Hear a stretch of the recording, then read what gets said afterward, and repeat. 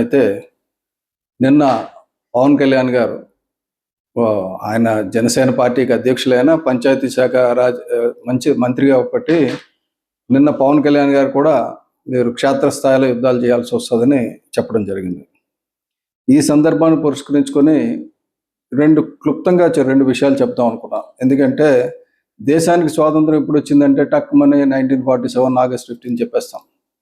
So పంచాయతీలకు ఎప్పుడు అధికారాలు వచ్చినాయి, ఎప్పుడు స్వాతంత్రం వచ్చిందంటే ఏదో 73వ రాజ్యాంగ సవరణ.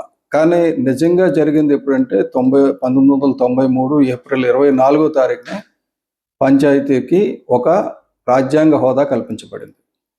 సో పంచాయతీ సర్పంచ్ రాజ్యాంగం నియమించబడ్డ వ్యక్తి అయ్యాడు.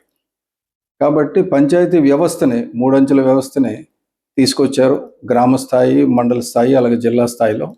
సో పంచాయతీ ఎన్నికలు అనేవి చాలా ఇంపార్టెంట్ ఈ దేశంలో. భవిష్యత్తులో ఆంధ్రప్రదేశ్ ముఖ్యమంత్రి గంట పంచాయతీ లెవెల్కి వస్తే పంచాయతీ సర్పంచే గొప్ప అనే పరిస్థితి వస్తుంది. అది తీసుకొచ్చే దిశగా పవన్ కళ్యాణ్ గారు ఆంధ్రప్రదేశ్ పంచాయతీ రాజ్ శాఖ మంత్రిగా జూన్ 12, 2024 ఆయన పదవి స్వీకారం చేసిన దగ్గర నుంచి ఈ రోజు వరకు చాలా కష్టపడి పంచాయతీలకి జాతీయ స్థాయిలో, మన రాష్ట్ర పంచాయతీలకి జాతీయ స్థాయిలో గుర్తింపు తీసుకొచ్చారు, ప్రపంచ స్థాయిలో గుర్తింపు తీసుకొచ్చారు. ఇప్పుడు పరిస్థితి ఏంటంటే సడన్గా పంచాయతీలకి సర్పంచులు లేరు, మళ్ళీ స్పెషల్ ఆఫీసర్లు వస్తారు, కొన్నాళ్ళు ఈ అడావుడి ఉంటుంది. కానీ మనం చేయాల్సింది ఏంటంటే పంచాయతీల్లో నిలబెట్టాల్సింది సరైన వ్యక్తుల్ని, ధైర్యం ఉన్న వాళ్ళని, ప్రజల గురించి పోరాడే వ్యక్తుల్ని నిలబెట్టాలి. డబ్బున్న వాళ్ళు కాదు. డబ్బున్న వాళ్ళకి చాలా వరకు భయం ఉంటుంది, లేకపోతే ధనం మీద వ్యామోహం ఉంటుంది. మనం చూసాం. నేను స్వయంగా చిత్తూరు జిల్లాకి పరిశీలకుడిగా వెళ్ళినప్పుడు జనసేన పార్టీ తరపుని అక్కడ చంద్రగిరిలో కానీ, శ్రీకాళహస్తిలో కానీ, తిరుపతిలో కానీ జరిగిన అరాచకాలు చూశాను. రైల్వే కోడూరులో జరిగిన అరాచకాలు చూశాను. నామినేషన్ వేసి సాయంత్రం 6 గంటల వరకు వాళ్ళందరినీ ఒక దగ్గర ఉంచి 6 గంటల తర్వాత నామినేషన్ విత్డ్రాల్ టైం అయిపోయిన తర్వాత పంపిస్తే అందరి చేత 72 మంది చేత మన రైల్వే కోడూరులో విత్డ్రా చేయించారు. 8 గంటలకు, రాత్రి 8 గంటలకు, 9 గంటలకు వెళ్ళి. అంటే అధికారులు ఎంత చిత్తశుద్ధి లోపంతో పనిచేశారనేది అంతకంటే తార్కాణం అక్కర్లా.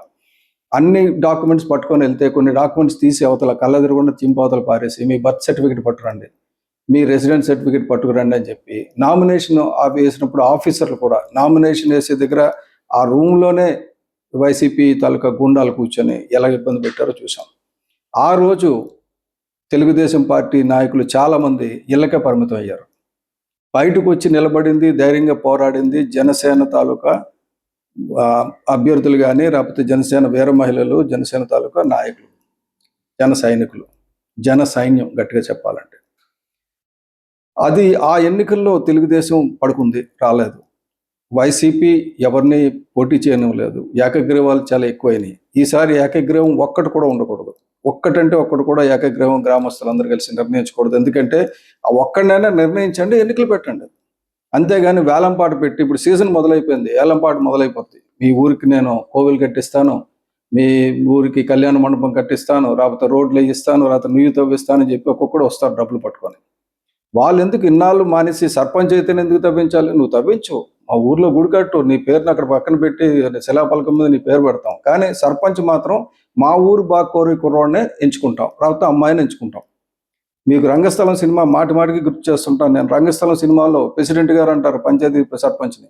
ఆ ప్రెసిడెంట్ని తీసేసి ఒక రంగమ్మ చిన్న ఆర్డినరీ లేడీని తీసుకొచ్చి కూర్చోబెడతారు. సో అలాగా ఇక్కడ ఏంటంటే మీ గ్రామానికి పనికొచ్చే వాళ్ళని మీరు ఎన్నుకోండి. వాళ్ళకి డబ్బు ఉండక్కర్లేదు, గుణం ఉండాలి, దోచుకునే అలవాటు ఉండకూడదు, ప్రజల గురించి పనిచేసే అలవాటు ఉండాలి.